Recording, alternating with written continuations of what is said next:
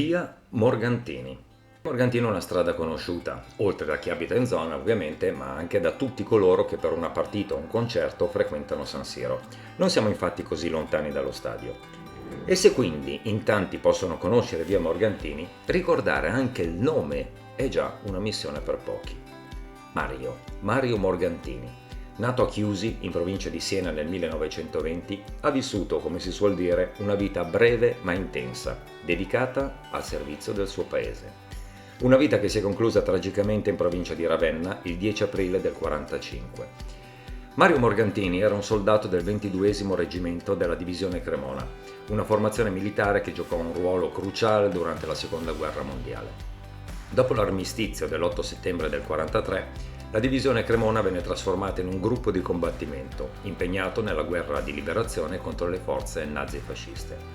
Morgantini, come marconista presso un comando di battaglione, si distinse sin da subito per il suo coraggio e la sua determinazione.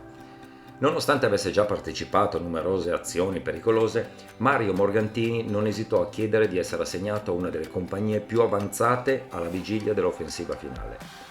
La sua volontà di stare sempre in prima linea e di essere là dove il pericolo era maggiore testimonia un profondo senso del dovere e un coraggio che pochi uomini possono vantare.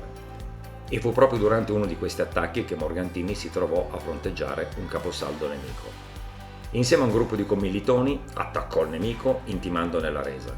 Ferito una prima volta non si arrese, continuando a combattere con una determinazione inarrestabile. Anche quando venne colpito una seconda volta, in questo caso quasi mortalmente, trovò la forza di pensare ai suoi compagni prima che a se stesso. Gridò loro di non preoccuparsi di lui, di continuare l'attacco, di non esporsi al pericolo inutilmente per cercare di salvarlo. La sua lucidità in quei momenti finali è toccante e straordinaria. Riportato nelle linee amiche qualche ora dopo, Morgantini riprese conoscenza solo per un breve attimo, abbastanza per chiedere se le informazioni raccolte dalla sua pattuglia fossero state trasmesse al comando superiore.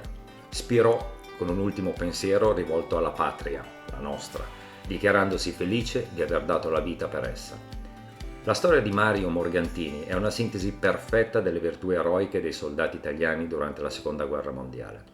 La sua medaglia d'oro al valor militare alla memoria è il giusto riconoscimento per un uomo che ha dimostrato un coraggio veramente sovrumano e una dedizione assoluta alla causa della libertà.